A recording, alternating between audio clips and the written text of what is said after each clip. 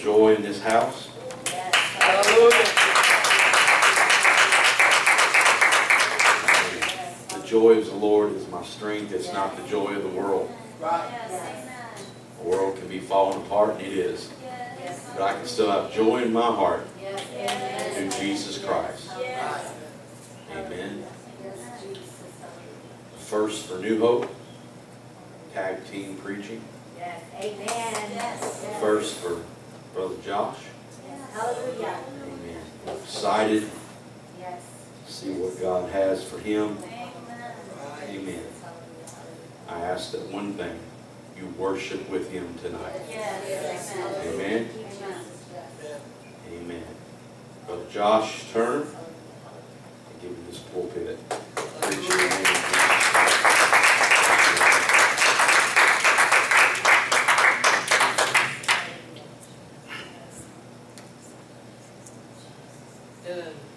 You know, a lot of you guys have been thinking that I've been nervous because I've been in front of everybody and I'm talking. In a way, I kind of am.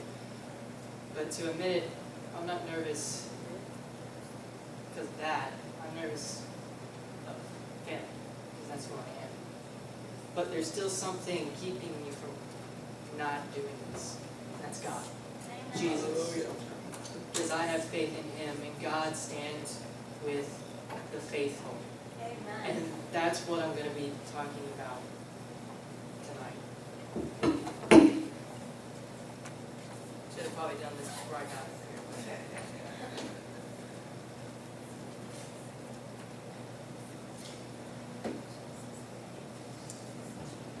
But I'm going to start out with telling you guys a story about me and how I was called to the ministry.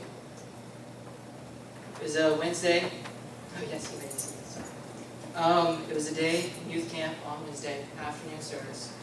The preacher was talking about pain and how it can take hold of us and control us.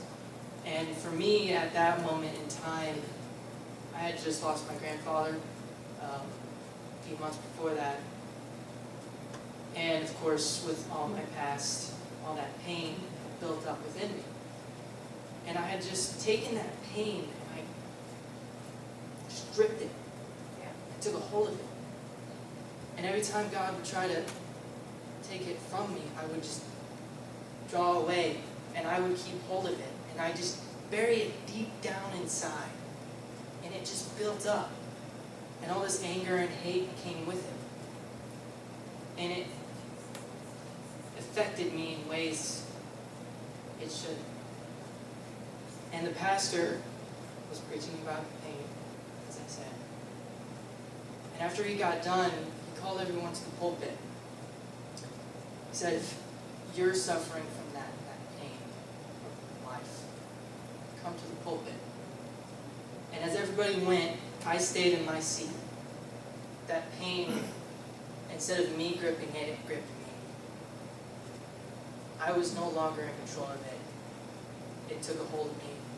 And I was stuck in that chair. I couldn't move. I was standing, but I just couldn't go to that pulpit. There was something inside me that was just urging me, go up there. Go up there. Go up there. Go up there. Go up there. No matter what I did, I just couldn't move forward. But finally, it got loud enough. I just got out of that seat. And I started walking forward to the pulpit. Altar. And I didn't even make it to the altar. I fell down to the ground, my hands, my face. I could feel the tears.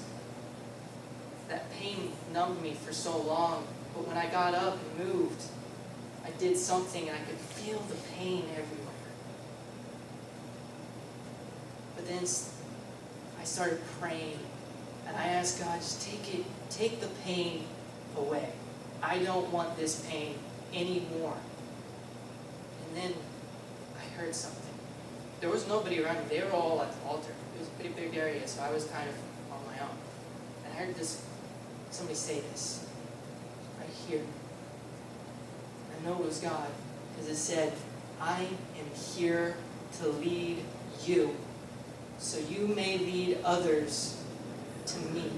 Amen. And all that pain just is gone. Amen. It's gone. I had faith that if I got out of there, I knew something was going to happen. There was a reason. I had faith, and God stood with me. He was there for Noah in the days before the flood, when mankind was at its darkest.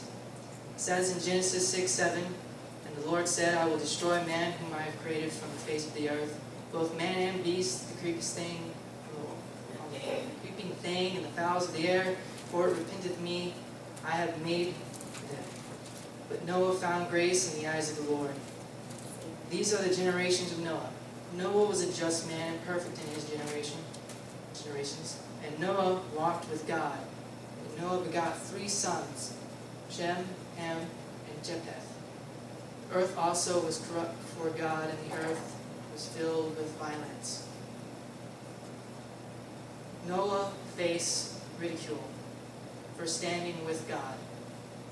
But because of his faith, God stood with him. You'll find the same in Daniel 3:21, where you find 3 men, Shadrach, Meshach, and Abednego, who stood against a king who saw himself a god. And Scripture reads that these men were bound in their coats, their hosen, and their hats, and their other garments, and were cast into the midst of the burning fiery furnace. Therefore, the king's commandment was urgent, and the furnace exceedingly hot. Flames of fire slew those men that took up with Shadrach, Meshach, and Abednego. And these 3 men, Shadrach, Meshach, and Abednego, fell down bound into the midst of the burning fiery furnace. But then Nebuchadnezzar was astonished. He rose up in haste and spoke and said to his counselors, "Did not we cast 3 men bound in the midst of the fire?" They answered and said unto the king, "True, O king." He answered, said, "Lo, I see 4 men loose, walking in the midst of the fire." 4 men, not 3, 4. And they have no hurt. And the form of the 4th is like the Son of God. Those 3 men, Shadrach, Meshach, and Abednego, were thrown in a fiery furnace for not standing with the world and its rules. Instead, they stood in faith, and in return, God stood with them. God stands with the faithful.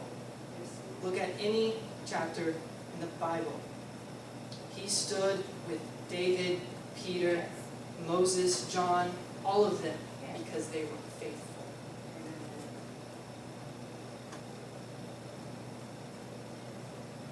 And He'll stand with you.